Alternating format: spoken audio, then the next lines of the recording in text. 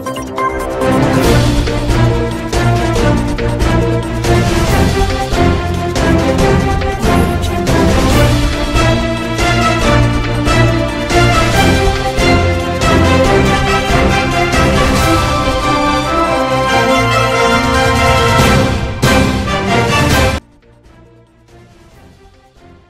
de presse semestriel de l'Agence nationale pour l'emploi ce jeudi 20 juillet dans ses locaux.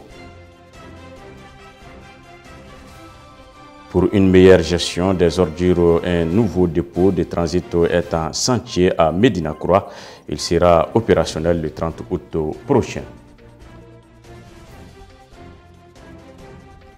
Plus de 140 écolières ont été hospitalisées après avoir bu de l'eau contaminée au Kenya.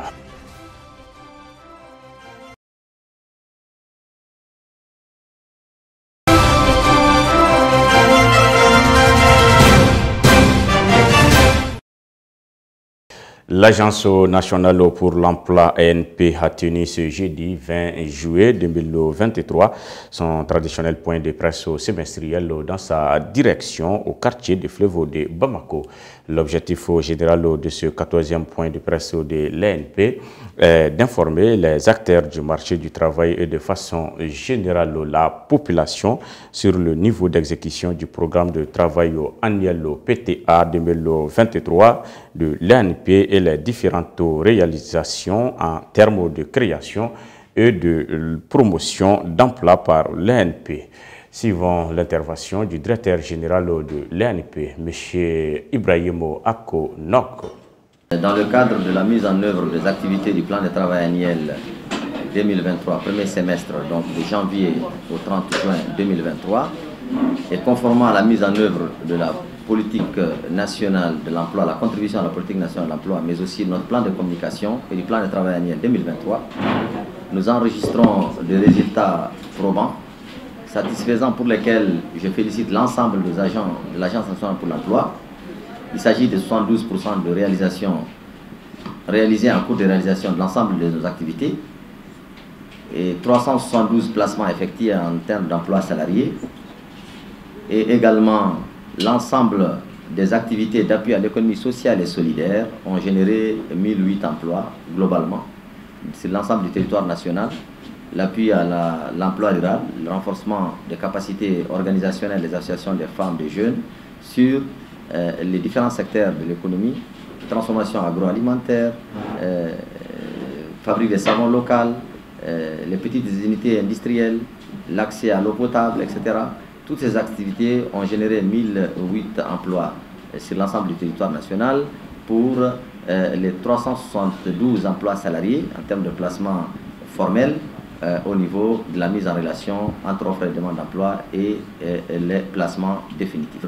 Ce que nous faisons actuellement dans le cadre du départ de l'aménagement, pour vous dire le tenant et les aboutissants de la mission de l'ANPE dans ce cadre-là, du rôle que l'ANPE est appelée à jouer, les missions dévolues à l'ANPE, les instructions données par les plus hautes autorités dans le cadre de cette mission-là, pour éviter, lever les équivoques autour de cette mission et permettre aussi à la presse de donner la meilleure information possible.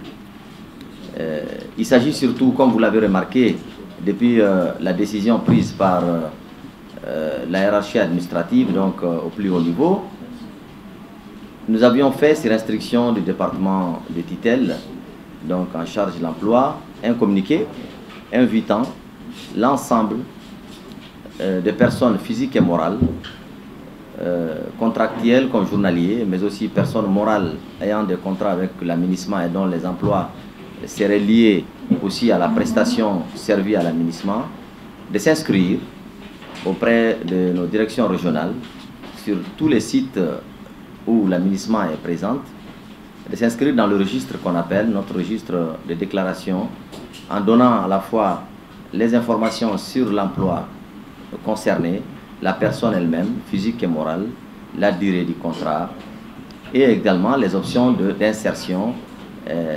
Et bien entendu, tout ceci pour nous reste dans une échelle réduite à l'ANPE avant de verser l'ensemble des éléments d'information aux structures compétentes en la matière pour les analyses et les stratégies à mettre en œuvre. Donc voilà ce que je voudrais juste apporter comme information.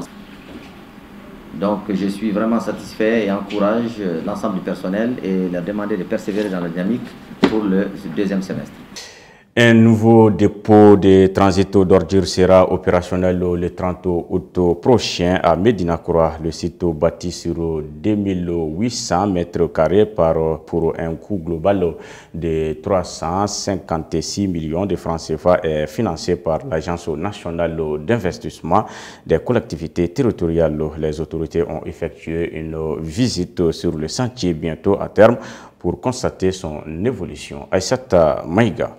Face à la problématique de gestion des déchets, le ministre de l'Environnement, de l'Assainissement et du Développement durable a indiqué que plusieurs initiatives sont en cours, notamment le projet de résilience urbaine de la ville de Bamako qui prévoit la réalisation d'infrastructures structurantes. Ce dépôt de transit est équipé de caissons qui seront posés à côté pour permettre aux charretiers de déposer les déchets à l'intérieur de façon ordonnée afin d'éviter les déversements d'ordures un peu partout comme nous le connaissons dans les autres décharges. Les déchets seront ensuite transportés par les camions des services techniques de la voirie vers la décharge finale de Numumbougou, a expliqué le ministre. Il a invité les uns et les autres à prendre des dispositions pour accélérer les travaux. Selon lui, ce dépôt a été conçu pour prendre les flux journaliers des déchets qui provenaient du dépôt en face du stade Omnisport. Il a espéré que cette décharge sera bientôt opérationnelle pour le bien-être de la ville de Bamako. Pour sa part, le maire du district de Bamako a reconnu que depuis la fermeture du dépôt de Médina Croix, la ville de Bamako a connu une grande recrudescence des déchets. Le dépôt qui était initialement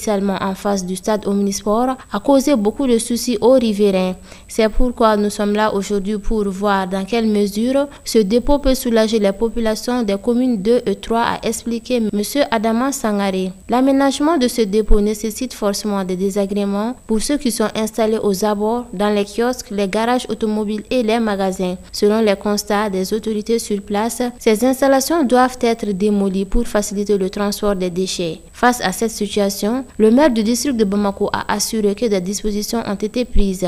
Adama Sangaré a invité les intéressés à collaborer avec la municipalité qui les a installés afin qu'elle puisse les trouver d'autres lieux de recasement. Le bailleur de fonds du projet est l'Agence nationale d'investissement des collectivités territoriales. Son directeur général, Dr Lassina Koulibaly, a indiqué qu'une fois ce dépôt terminé, il sera transféré à la mairie du district de Bamako à travers les services d'assainissement de la voirie qui aura en charge sa gestion sous la supervision du ministère de l'Environnement, de l'Assainissement et du Développement durable. La Maison des aînés de Bamako a servi de cadre à la tenue de la cérémonie de lancement de la campagne de consultation ophtalmologique avec chirurgie gratuite de la cataracte. Cette campagne est organisée par le Conseil national de personnes âgées du Mali et le Programme national de santé oculaire avec le soutien financier de la Banque islamique pour le développement et le Fonds de solidarité islamique pour le développement. Il ressort de cette cérémonie que durant la campagne 6000 personnes seront consultées, parmi lesquelles 2000 seront opérées dans 12 localités du pays. Aïssata Maïga. Pour Taïrou Diallo, président du CNPAM, cette campagne se situe dans le cadre de la stratégie nationale de lutte contre la cécité dans notre pays. Elle est organisée grâce à l'appui financier de la Banque islamique de développement et du Fonds de solidarité islamique pour le développement. La mise en œuvre est assurée grâce au partenariat existant entre le Programme national de santé oculaire et le Conseil national des personnes âgées du Mali. Avant de remercier les partenaires financiers pour leur appui dans le cadre de la lutte contre la cécité, selon le coordinateur national de lutte contre la cécité, le professeur Lamine Traoré, au Mali, la cécité représente un véritable problème de santé publique et socio-économique. Sa prévalence est estimée à 1,2%. Pour une population d'environ 20 millions d'habitants, ceci correspond à plus de 240 000 aveugles, dont la moitié seront dus à la cataracte. La cécité évitable touche majoritairement les habitants les plus pauvres et le plus souvent éloignés des centres de soins oculaires. L'insuffisance en personnel spécialisé ainsi que leur mauvaise répartition sur le territoire favorise la marginalisation de nombreuses populations qui ne bénéficient pas de soins spécialisés en ophtalmologie, a-t-il déclaré. Il a rappelé que dans le cadre de la politique nationale de santé oculaire du ministère de la Santé et du Développement social, la BID appuie le département à travers le programme de santé oculaire par le financement des journées ophtalmologiques avec chirurgie gratuite de la cataracte sur tout le territoire depuis la première génération de l'Alliance de 2010 à 2015. Le professeur a fait savoir que les campagnes BID de 2018, 2021 et 2022 ont permis d'opérer plus de 4000 personnes souffrant de cataracte sur toute l'étendue du Mali. Pour cette année, en 2023, il est prévu de consulter 6000 personnes et d'opérer 2000 cataractes dans 12 localités du pays. Plusieurs terroristes ont été neutralisés dans le Gourma, dans la région de Gao, au cours d'une opération dénommée hier. Kolochi, la grande patrouille à l'assaut des terroristes s'est déroulée du 5 au 13 juillet 2023. Elle a été menée par le bataillon de reconnaissance et d'intervention spéciale placé sous le commandement du secteur 1 de l'opération Maliko. Toumani Keita. Selon la direction de l'information et des relations publiques des armées d'IRPA, l'objectif de cette opération de grande envergure de 10 jours était de détruire les refuges des groupes armés terroristes et dresser l'étau des groupes de bandits sur les principaux axes afin de favoriser la libre circulation des personnes et de leurs biens. Notre source précisera que plusieurs localités du secteur 1 ont été sillonnées par les BRIS, notamment les villages de Tessit, Darabou à Fafa Gourma, Boya, Gabero, Salata, Gunga et Bazi Gourma où les groupes de bandits faisaient régner la terreur sur les populations civiles. La patrouille a également effectué des reconnaissances offensives dans la profondeur au niveau des sanctuaires de Tina Anor, Talienda, Akuku, Sundehiri, Tinagagi, Tagalalt et Arum. Après 10 jours de recherche et de fouilles, plusieurs éléments des groupes armés terroristes ont été neutralisés. Des armes, des caisses de munitions, des motos et divers effets militaires ont été également récupérés. Nos militaires ont aussi interpellé des suspects et brûlé plusieurs engins à Deourou, a détaillé la DIRPA. L'opération Yere Kolochi a été saluée par les populations de toutes les localités. Le commandant Hamzata Agassidi Mohamed, qui dirige la BRIS, a invité les uns et les autres à soutenir les forces armées maliennes FAMA dans leur mission régalienne à rester derrière les forces de défense et de sécurité afin de lutter efficacement contre le terrorisme et l'insécurité. Le Conseil des ministres s'est réuni en session ordinaire le mercredi 19 juillet 2023 dans sa salle de délibération au palais de Koulouba sous la présidence du colonel Assimi Goïta, président de la transition, chef de l'État. Après examen des points inscrits à l'ordre du jour, le Conseil a adopté des projets de texte au procédé à des nominations et attendu des communications. Aïssata Touré. Au chapitre des mesures législatives et réglementaires 1, sur le rapport du ministre d'État, ministre de l'administration territoriale et de la décentralisation, le Conseil des ministres a adopté un projet de décret portant création de la médaille d'honneur de l'administration du territoire. L'animation du territoire est assurée par les représentants de l'État appuyés par les élus des collectivités territoriales, des chefs de villages, de fractions et de quartiers. Ces autorités travaillent parfois dans des conditions extrêmement difficiles au sein des circonscriptions administratives et des collectivités territoriales. Certains ont payé les sacrifices ultimes dans l'exercice de leurs fonctions et d'autres ont fait l'objet de prises d'otages. Malgré ces difficultés, les autorités déconcentrées et décentralisées continuent de répondre aux sollicitations des usagers. À cet effet, les agents qui se distinguent par leur exemplarité doivent être honorés pour les inciter à inciter les autres à plus d'engagement et d'abnégation pour le service public. Le projet de décret adopté crée la médaille d'honneur de l'administration du territoire et précise les conditions de son attribution et de son retrait. Cette médaille est une décoration spécifique qui récompense le personnel des services du ministère en charge de l'administration territoriale et de la décentralisation, les chefs et les agents des circonscriptions administratives, les élus locaux et les agents l'organisation des collectivités territoriales, les autorités et légitimités traditionnelles, notamment les chefs religieux, chefs coutumiers, communicateurs traditionnels, chefs des villages, de fractions, de quartiers et leurs conseillers, les associations, les fondations et les associations signataires d'accords cadres et toute autre personne ayant rendu des services exceptionnels à l'administration du territoire et de la décentralisation. 2. Sur le rapport du ministre des Affaires étrangères et de la coopération internationale, le Conseil des ministres a adopté des projets de textes relatifs à la ratification de l'accord de prêt signé le 3 mai 2023 entre le gouvernement de la République du Mali et la Banque arabe pour le développement économique en Afrique concernant le financement de la contribution du Mali à l'augmentation du capital de la Banque ouest-africaine de développement. Par cet accord, la Banque arabe pour le développement économique en Afrique accorde au gouvernement du Mali un prêt d'un montant de 50 millions de dollars américains, soit 30 milliards 681 millions de francs CFA environ. Le prêt, destiné au paiement de la contribution du Mali à l'augmentation du capital de la Banque ouest-africaine de développement en vue de la mise en œuvre de son plan stratégique dénommé Plan Djoliba 2021-2025 qui permettra entre autres de promouvoir le développement à travers la création d'emplois, d'infrastructures de transport et d'augmentation des capacités de production énergétique. 2. Le présent financement appuie les efforts du gouvernement à promouvoir l'investissement et à favoriser le développement socio-économique du pays. Au chapitre des mesures individuelles, le Conseil des ministres a procédé aux nominations suivantes. Au titre du ministère des Affaires étrangères et de la coopération internationale, ambassadeur du Mali à New Delhi, général de brigade Félix Diallo. Au titre du ministère de l'Éducation nationale, chef de cabinet, M. Khalidou Doumbera, auditeur comptable et financier. Chargé de mission, M. Mohamedou Kamara, économiste. Au titre du ministère de la Santé et du Développement social, chef de cabinet, M. Mohamedou Guino, juriste. Chargé de mission, Mme Nyanya Alou Traoré, journaliste. Au titre du ministère de l'Énergie et de l'Eau, secrétaire général, M.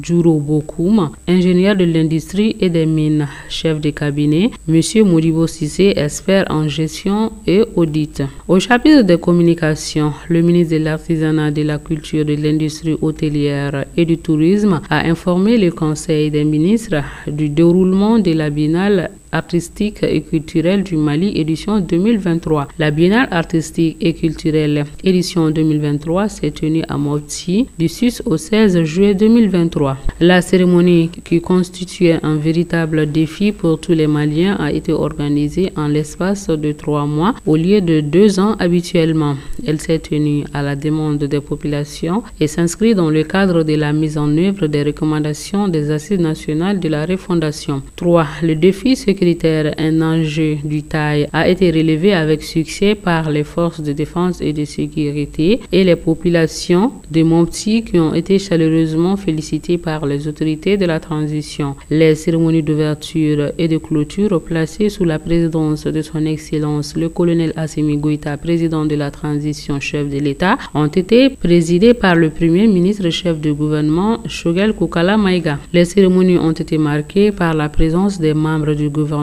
du Conseil national de transition, du Haut Conseil des collectivités territoriales, du Conseil économique, social et culturel, des gouverneurs de région, des présidents de conseils régionaux et des autorités intérimaires, d'anciens ministres, des membres du corps diplomatique et consulaire, des représentants d'organisations internationales, des représentants d'organisations de la société civile, des autorités traditionnelles, coutumières et religieuses de la région de Mopti, ainsi que les délégations de haut niveau venues du Burkina Faso et de la République du Congo. Cette édition 2023 a vu la participation des troupes artistiques des 19 régions administratives et du district de Bamako, d'au moins 250 artistes et animateurs, et plus 3000 festivaliers. À l'issue des délibérations du jury, la troupe de la région de Ségou s'est classée première devant celle de Bougouni et de Djouila. La région de Tombouctou a été désignée pour accueillir la prochaine édition de la Biennale artistique et culturelle prévue en 2025. Le ministre de la Santé et du Développement social a informé le Conseil des ministres de l'évolution de la maladie à coronavirus marquée par une stagnation du nombre de cas testés positifs par rapport à la semaine précédente. Le président de la transition, chef de l'État, a cependant appelé la population au respect strict des mesures de prévention et de lutte contre la maladie.